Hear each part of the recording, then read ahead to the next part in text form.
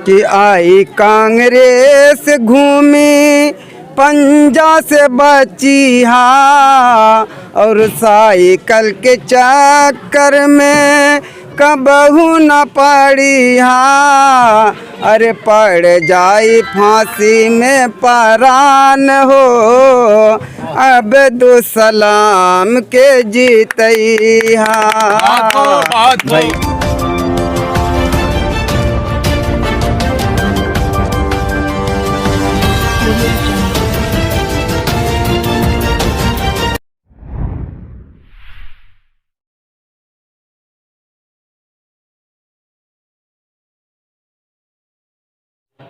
नमस्कार, मैं हूं ज्ञानेंद्र मिश्रा और आप देख रहे हैं शेर आजमी न्यूज।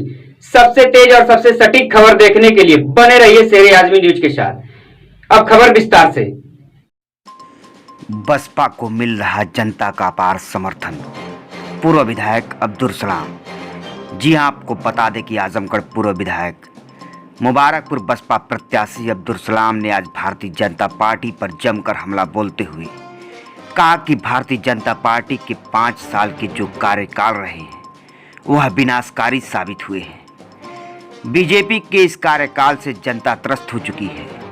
बीजेपी का यह कार्यकाल कानून विरोधी, किसान विरोधी, रोजगार विरोधी साबित हो रहा है और आने वाले 2022 विधानसभा चुनाव में जनता आशा भरी निगाहों से बहन कुमारी मायावती जी के तरफ देख रही है और बहुजन समाज पार्टी के साथ सभी लोग जुड़ रहे हैं और आने वाले समय में उत्तर प्रदेश के मुख्यमंत्री बसपा प्रमुख श्री सूर्य कुमारी मायावती जी होंगी। जनता को याद है कि 2007 में जो बहन जी मुख्यमंत्री थी तो कानून व्यवस्था चुस्त और दुरुस्त थी। बेरोजगारों को रोजगार देने का काम हुआ। किसानों के कर्ज माफी से लेकर उत्तर प्रदेश को नई दिशा देने का काम अगर किसी ने किया था तो अब बहन जी ने किया था और आज वही जनता 2007 वाला उत्तर प्रदेश एक बार फिर बनते हुए देखना चाहती है। आज हमारे लिए उत्तर प्रदेश के युवाओं को रोजगार नहीं मिल रहा है और उनके ऊपर अत्याचार किया जा रहा है, उत्पीड़न किया जा रहा है, जिसे यह उत्तर प्रदेश की जनता कभी नहीं भूलेगी। यही उत्तर प्रदेश की जनता आने वाले 2022 विधानसभा चुनाव में प्रचंड बहुमत से जीत दर्ज कराकर बहन कुमारी मायावती जी को एक बार फिर मुख्यमंत्री का ताज पहनाएगी। आपको बता दें कि पूर्व विधायक मुबारकपुर बसपा प्रत्याशी भी हैं और उन्होंने कहा कि पार्टी का जो विश्वास हमारे ऊपर है उसके लिए मैं बसपा सुप्रीमो बहन जी का धन्यवाद देता हूं और आने वाले समय में मुबारकपुर विधानसभा में अगर मुझे जनता ने मौका दिया तो मुबारकपुर विधानसभा के लिए ऐतिहासिक विकास कार्य किए जाएंगे। जो कार्य पिछले कई वर्षों में नहीं हो पाया वह कार्य किया जाएगा ताकि मुबारकपुर विधानसभा की जनता को उन्हें किसी भी प्रकार का समस्या का सामना न करना पड़े। शेर आजमी के संवाददाता समीम अहमद जयराजपुरी से हुई बातचीत में अब्दुल सलाम पूर्व विधायक बसपा प्रत्याशी मुबारकपुर ने क्या कहा, आइए आपको दिखाते हैं यह रिपोर्ट। मुबारकपुर विधानसभा से बहुजन समाज पार्टी से पूर्व विधायक अब्दुल सलाम साहब को टिकट मिलने के बाद जनता में काफ़ी जोशो खरोश पाया जा रहा है, काफ़ी उत्साह है जनता। और इस वक्त अब्दुल सलाम साहब पैदल यात्रा कर रहे हैं। आइए हम उनसे पूछते हैं कि 2022 के इलेक्शन में आपकी क्या सोशल इंजीनियरिंग रहेगी। मैं 30 साल से राजनीति कर रहा हूं और पूरे क्षेत्र में हर बिरादरी का सोशल इंजीनियरिंग की आपने बात छेड़ी है तो मैं बता दूं कि इस बार 2022 में मुझे हर बिरादरी का, चाहे वो अपर कास्ट हो, चाहे निचली कास्ट हो, या बैकवर्ड अदर बैकवर्ड हो, या मुस्लिम हो, या पसमादा के लोग हों, हर बिरादरी का वोट मुझे मिलेगा और इंशाअल्लाह मैं इस बार बहुत ज़्यादा वोट से जीतूँगा। अच्छा, 5 साल तक यूपी में बीजेपी की सरकार रही है। 5 साल में जनता के लिए बीजेपी ने क्या किया? ये सब आप लोग देख ही रहे हैं। न मीडिया वाले बोलने की हिम्मत कर रहे हैं, न कोई पार्टी बोलने के लिए हिम्मत कर रही है। ये आप खुद देख रहे हैं क्या हो रहा है, इसलिए इस पे क्या कहा जाए। अच्छा, बुनकरों की एक बहुत बड़ी आबादी है मुबारकपुर विधानसभा में। बुनकरों की जन समस्याओं को लेकर आप हमेशा जो आवाज़ उठाते रहे, जो मजलूम है, जो गरीब है, पिछड़े हैं, बैकवर्ड है, जो भी समाज है, आप लड़ते रहे हैं। एक अच्छा खासा समय आपका गुजरा है, आप उन्हीं के बीच में आते हैं। तो आपकी क्या रणनीति होगी ये इलेक्शन जीतने के लिए? जीतने के लिए जब पूरा समाज हमारे साथ खड़ा हुआ है, अभी देखिएगा मैं कल आया हूँ, किसी को बताया भी नहीं था, लेकिन पूरा हुजूम था मेरे साथ कल स्वागत में। अब मैं निकला हूँ, इंशाल्लाह 10 दिन के अंदर अंदर देखिएगा, आपको खुद पता चल जाएगा कि मुबारकपुर क्या, मैं तो आपको दावा के साथ कह सकता हूँ कि पूरे पूर्वांचल में इससे ज़्यादा वोट से कोई नहीं जीतेगा। अच्छा, समाजवादी पार्टी का नारा है कि आ रहे हैं अखिलेश, और प्रियंका गांधी का भी नारा है, तो बहुजन समाज पार्टी का इस बार क्या नारा होगा? नहीं, देखिए, बहुजन समाज पार्टी का जो भी हो, सपा का जो भी नारा रहा हो, मैं उस पर नहीं टिप्पणी करना चाहता, क्योंकि आजमगढ़ से अखिलेश जी थे। मैं थोड़ी सी आपको पिछले 2 ये जो एनआरसी और इसके मामले में था, हम लोगों ने पूरे समाज के लोग, मुस्लिम खास करके, मैं मुस्लिम की बात करता हूँ, पागल हो के कोई 1 वोट कोई 2 वोट इस तरह मारे थे। और जब इनके ऊपर मुसीबत मुसलमानों के ऊपर पड़ी तो बोलने के लिए तैयार नहीं हुए। आपको याद होगा बिलरियागंज में औरतों के ऊपर 2 बजे रात में लाठी चार्ज किया गया, ले जाके थाने में बैठाया गया औरतों को, और 26 लोगों पे देशद्रोह लगा। आज तक अखिलेश यादव जी हमारे एमपी हैं, हम लोगों का हक होता है कि उनको बोलना चाहिए था, आज तक एक ज़बान नहीं खोले वो। तो आपको खुद ही पता होगा, नारा जो भी दें, मुझे नहीं लगता कि वो सैकड़ा पार करेंगे। अच्छा, समाजवादी पार्टी ये कह रहे हैं कि जो भी विकास हुआ वो हमारी सरकार में हुआ, बीजेपी कह रहे हैं कि हमारी सरकार में हुआ, लेकिन इस वक्त जो हालत है उत्तर प्रदेश की और आजमगढ़ की, उस पर आपका क्या कहना है? नहीं, यहाँ डेवलपमेंट आप खुद देख रहे हैं, पूर्वांचल बना है एक्सप्रेस, और उनके ज़माने में लखनऊ से लखनऊ एक्सप्रेस बना, काम हुआ उनके पीरियड में। लेकिन बीजेपी के पीरियड में बीजेपी ने क्या किया, हम लोग तो इससे त्रस्त हैं, कोई काम नहीं, हिंदू मुस्लिम करते रहिए, यही काम किया है 5 साल तक, कोई डेवलपमेंट काम नहीं हुआ है।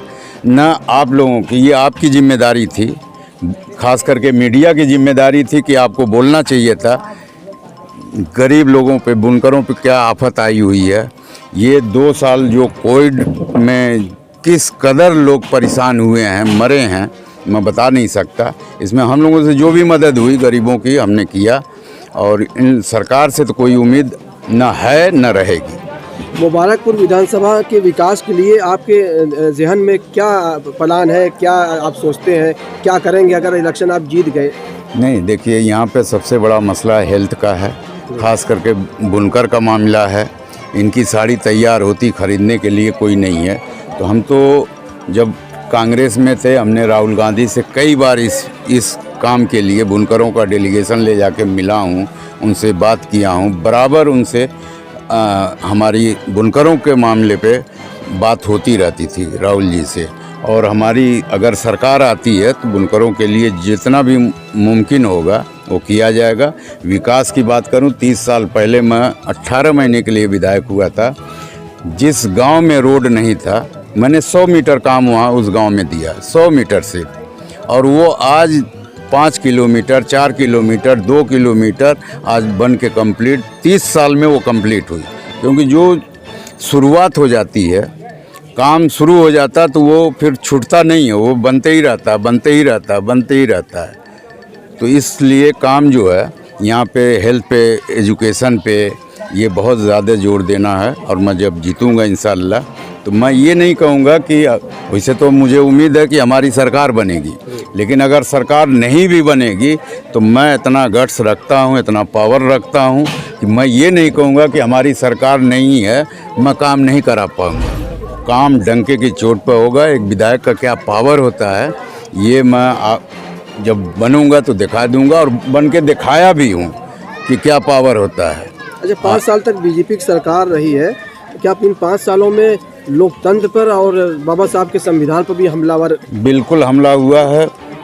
एनआरसी और ज़रूरत किस चीज़ की है? ज़रूरत ये है कि सब लोग एक साथ जुट के बहुजन समाज पार्टी को जिताएं और इसको उखाड़ फेंकें, क्योंकि ये संविधान के ऊपर हमला करने वाले हैं।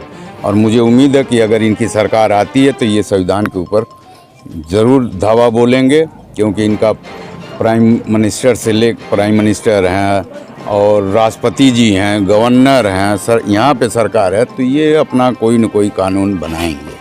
महंगाई भी काफ़ी बढ़ी है, बेरोजगारी, और इस पे तो कोई बात करने के लिए तैयार नहीं है। न ये आज मुद्दा है, मुद्दा तो बहुत बड़ा है, लेकिन कोई मुद्दा बना नहीं रहा है। न मीडिया पूछती है, न कोई नेता पूछता है। आजकल बिरादरीवाद का सिर्फ वो है, हिंदू मुस्लिम किए हुए हैं, उसी पर ये राजनीति कर रहे हैं। उसके अलावा भाई मुद्दा तो आपके बुनकरों का मुद्दा है, जो पढ़े लिखे लोग हैं उनका मुद्दा है। नौकरी है नहीं है, जो नौकरी में थे उनको निकाला जा रहा है। सारी चीज़ें ये बेच रहे हैं। करें 70 साल में कांग्रेस ने बनाया क्या? जो कुछ बनाया वो पूछ रहे हैं कि क्या बनाया। लोग बताते हैं कि हमने ये बनाया, हॉस्पिटल बनाया, हॉस्पिटल बेच दो, रेल बनाया, रेल बेच दो, FCI बेच दो, बैंक बेच दो। क्या नहीं बेचा इन्होंने? सब कुछ बेचने। एयरपोर्ट आप जाइए, पहले 2 रुपये टिकट लगता था, अब वहाँ पे 500 रुपये का टिकट है। प्लेटफार्म टिकट 2 रुपये का होता था, आज के दिन में 50 रुपये है। तो ये सब तो बेच रहे हैं प्राइवेट को, और बेच डालेंगे, ये हमें भी बेचेंगे। ये थे पूर्व विधायक अब्दुल सलाम साहब, जो विधानसभा मुबारकपुर से बहुजन समाज पार्टी के प्रत्याशी हैं। और आज हम मौजूद हैं इब्राहिमपुर में, जो मुबारकपुर विधानसभा में आती है। आप हमसे बात करने के लिए आपका बहुत बहुत शुक्रिया। आइए हम कुछ लोगों से जानते हैं जो इनके साथ जो पद यात्रा जो चल रही है। एक काफ़ी संख्या है लोगों की। जी सर, क्या नाम है आपका? एजाज अहमद। ये सरकार जनता के लिए कैसी रही, बीजेपी सरकार? खराब। जी हाँ, जनता के लिए क्या किया इस सरकार? जनता के लिए कुछ नहीं, नुकसान किया है। जी, क्या समस्याएं आप लोगों की हैं? समस्या में ये है कि आपकी जो सरकार बदल जाए। रहने वाला हूँ। अच्छा, बुजुर्गों की क्या समस्या रही है अभी, जो अभी तक जो हल नहीं हुई है? अभी हल नहीं हुई है। ये सब भाजपा की सरकार में जो है ये पूरा होने वाला नहीं है। ये हर काम में रुकावट डाल रही है। सिर्फ मैं ये कहूँगा कि अब्दुल सलाम भाई को जिताइए। यह आवाम से ये अपील है और तराना पेश कर रहा हूँ। भैया अंसारी और पठान हो, अब्दुल सलाम के जीतैहा। भैया अंसारी और पठान हो, अब्दुल सलाम के जीतैहा। और एक बंद पढ़ रहा हूँ, उसके बाद खुद ब खुद आप लोगों को समझ में आ जाएगा।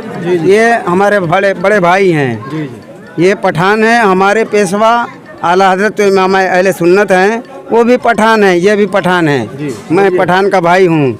अब बंद मुलादा फरमाएंगे कि आई कांग्रेस घूमी पंजा से बची हा, और साइकिल के चक्कर में कबहू न पड़ी हा। अरे पड़ जाई फांसी में परान हो, अब्दुल सलाम के जीतैहा। भैया अंसारी और किसान हो, अब्दुल सलाम के जीतैहा। अस्सलाम वालेकुम। अच्छा बताइए कि अब्दुल सलाम साहब को क्यों जिताएंगे आप? अरे मेरे भाई हैं, मेरे गांव के हैं। मैं जिताना चाहता हूं कि इब्राहिमपुर में वो माँ प्रधानी भी आ गई है, प्रधानी भी है और विधायक भी आ जाए। इसी नीयत से मैं जिताऊंगा। आवाम यही चाहती है। इससे पहले जिन लोगों को अवसर मिला विकास करने का, आपकी समस्याओं को लेकर हल करने वो का, अपनी जगह है। उन लोगों ने क्या किया? भाई उन लोगों की मैं शिकायत नहीं करता। मैं ये मेरे भाई हैं, मैं इनको जिताना चाहता हूँ। गाँव में महाप्रधानी आई है, प्रधानी आई है। मैं चाहता हूँ कि ये हमारे भाई विधायक हो जाएं। मैं ये चाहता हूँ। आपको क्या नाम है? रमज़ान अहमद। अब्दुल सलाम साहब को टिकट मिला है, वो आप लोगों के बीच में है। क्या उम्मीद है उनसे आपको? पहली बात तो मैं ये कहना चाहूँगा आप लोगों से कि आप लोग जो भी कहते हैं बड़ा ठोस सवाल करते हैं, जवाब देने में मुश्किल हो जाता है। बहरहाल मैं घबराता नहीं इस चीज़ों से। ये अब्दुल सलाम भाई एक ऐसे आदमी हैं कि संघर्षशील नेता हैं। ये गरीबों का मसीहा है, जिसको कहते हैं ना गरीबों का मसीहा, ये वो शख्स इंसान है। इनके बारे में अगर जो ना जाने तो समझो कि बेकार बात है। आपका क्या नाम है? नसीम अख्तर।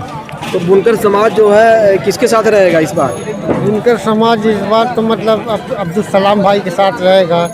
अगर क्या नहीं होते क्यों तो रहेगा? मतलब सपा में क्या जाते। खूबी इनके अंदर है? ये बहुत अच्छे नेता हैं। हाँ, ये इस क्षेत्र के बहुत अच्छे नेता हैं। अगर ये सत्ता में नहीं रहते हैं तो भी ये काम में आते हैं, ऐसी बात नहीं। बीजेपी जी सर, क्या नाम है आपका? समीम अख्तर। अच्छा, बीजेपी की सरकार रही है इन 5 साल की सरकार में, ये कैसी सरकार रही है? क्या है तो दुनिया देख ही रहा, कोई फायदा है? सेवा नुकसान के लाभ, रोजगारी नहीं है, इंसान बेकार हुआ है। तो समाजवादी पार्टी बेहतर रहेगी कि इस बार जो बहुजन समाज पार्टी रहेगी? अभी तो हमारे क्षेत्र से विधायक जी है तो इन्हों को देखा जाएगा।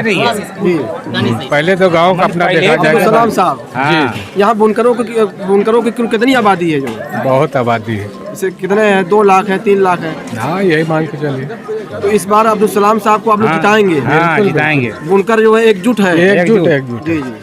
आपका क्या नाम है? सवाल आप मुमताजुद्दीन नाम है। क्या नाम है? मुमताजुद्दीन। चुनाव का क्या माहौल है? अच्छा माहौल चल रहा है। हमारे भाई की तो पोजीशन अच्छी दिखाई दे रही है। अरे कौन जीतेगा जो? अरे अब्दुल सलाम भाई जीतेंगे इंशाल्लाह। अच्छा, आप जी। लोगों ने मन बना लिया? मन बना लिया, एकदम बना लिया है। अरे समाजवादी पार्टी तो कहती है कि हमने विकास किया मुबारकपुर में। नहीं तो भाई हर एक आदमी अपना अपना आंकड़ा लगाता है, लेकिन उस रिजल्ट सामने आएगा। जी। जनता को फिर उसका तो जो है हल निकाले देगी। तो इस बार क्या चौंकाने वाला नतीजा आएगा 2022 के इलेक्शन में? हो सकता है, चौंकाने वाला है। शेर आजमी के लिए शमीम जराजपुरी, आजमगढ़।